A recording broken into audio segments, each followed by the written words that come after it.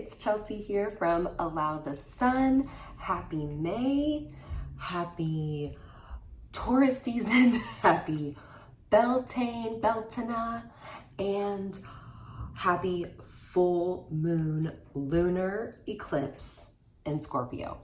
Whoa, that was so many things.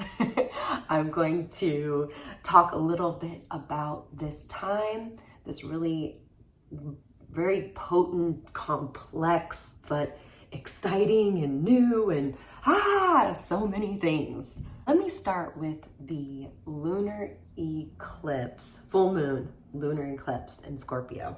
Now, I am not an astrologer, but I really love astrology, and I have this book called The Essential Guide to Practical Astrology by April Elliott Kent. My friend Davy Melancino recommended it. Hi, Davy. And I am going to just read a little bit about what she wrote in here because it is so beautiful. So, at the lunar eclipse, your vision is clear, or at least you are guided by keen instinct, not the wild emotional intuition of the moon, but rather the quiet instincts of the earth. So the lunar eclipse is when the earth casts a shadow on the moon.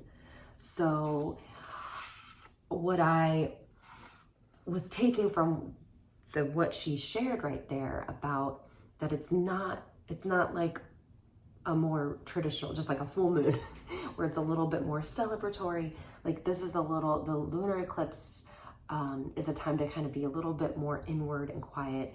And especially because the lunar eclipse is in Scorpio.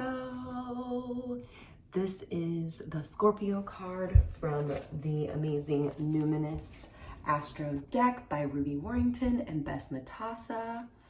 And so this is an extra potent time to really go inward and explore a little bit of your past as well. So kind of look at what has led you to right now.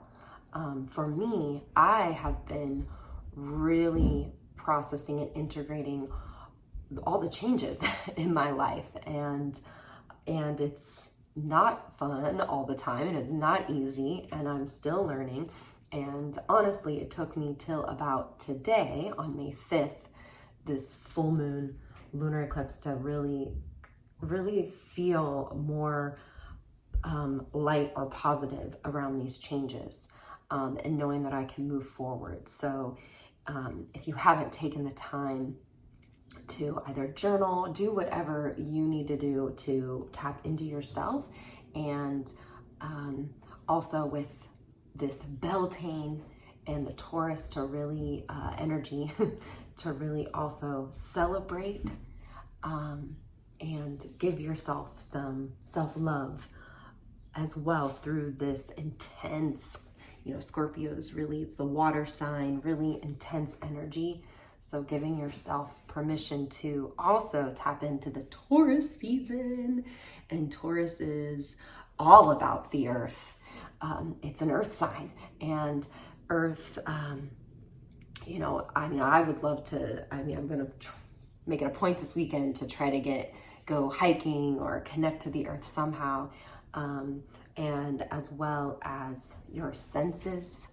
So really, if you're buy some fruit. That's what I've been doing. I've been buying apples, really juicy apples. I want to get some strawberries and just really savor that, and to take your time, slow down, and really give yourself permission to just be and enjoy life, which is so hard now in this day and age when there is always something to do, or on the phone, emails and work and life, family, everything. There's so much going on. But this time, this lunar eclipse, this full moon, taking the time to tap into this Taurus and Scorpio energy. Even these cards, they're so beautiful. Taurus, the bombshell. Scorpio, the animal. And I pulled a couple cards to go with this time, which is very connected to all this energy. Now, Beltane is the new Celtic wheel of the year, and it is it's the midway point between spring and summer. It was crazy. I cannot believe it's already Beltane. And it is a fire celebration. I'm sure you've heard of the maypole, where you like get the beautiful ribbons and dance around the pole. It's just a time to celebrate the earth, to celebrate that it's almost summer. And it's also connected, very to Taurus, of very sensual, there's look more into Beltane. It's very sexy and wild. And the goddess during this time, I love her, Freya. Now, Freya is a Nordic goddess, and she is, this picture represents her with a cat and wings and a rainbow. She's got a lot going on, and but she really represents stepping in to your power and celebrating your boldness and celebrating your beauty. And I'm going to read a little bit from Doreen Virtue's The Goddess deck. So she's a Nordic earth goddess of fertility, celebration, and passion. Freya rides in a chariot pulled by mighty cats across the rainbow bridge connecting heaven and earth. Unafraid of her sexual power, Freya teaches us to appreciate our attractiveness and to enjoy ourselves. No wonder then that the day of the week, Friday, today's Friday, happy Friday, was named in her honor. This is the day associated with the end of the work week and a time for celebration. I'm definitely gonna try to tap into this Freya energy because she's just too fun. Now, for the reading, I pulled from the Butterfly Oracle cards, also a Doreen Virtue, and my favorite, Angels and Ancestors by Kyle Gray, and the artwork by Lily Moses. For our butterfly deck, we have spiritual growth, and this card really represents, I feel, this lunar eclipse of forgiving our past, moving forward, even though it's challenging, but knowing that whatever you're going through, and I know everyone is in different places, but that wherever you're at is exactly where you need to be. And when it's time to move forward, it's all for your spiritual growth. So it may be hard to see that now, be like, oh, why is this happening to me? You can really, tap into that feeling, dive into that feeling. And this card is a reminder of just knowing that there will be the time when you can look back and see it as a growth. And if you are in that place, this is like really celebrating yourself and honoring what you've been through. And I think it's such a great card for this time to really get clear as well about your values and about what it is that you want in this life. And if you are a spirit, are in religion, any religion, whatever your belief is, to maybe tap back into that and look at my day-to-day actions reflecting my values. I know for myself, I have been trying to tap into that and to really, when I'm in a moment, I live in the city, so something comes up, like I really try to take a breath and move through that. I think that it can be really hard, but whenever I go back to like my core values and what I believe in, it helps to get past that. But yeah, that's our butterfly spiritual growth card. Angels and ancestors, we got the she-wolf. Unleash the wild within. Ooh, yeah, I feel like she-wolf and Freya are like, what? Hanging out. And we got the full moon. Let's all howl. Oh! So this card, yeah, is all about being true to yourself, the celebration, the letting whatever go, like, yeah, just howl, scream, whatever you need to do, like tap into that wolf energy. And I'm going to read a little bit from the deck. It says, yeah, release the animal energy within and track down what you need to do to express your true self. So whatever that looks like for you. You're being rewilded at this time, guided to reconnect with your rebellious heart, the part of you that likes to break the boundaries and go beyond them completely.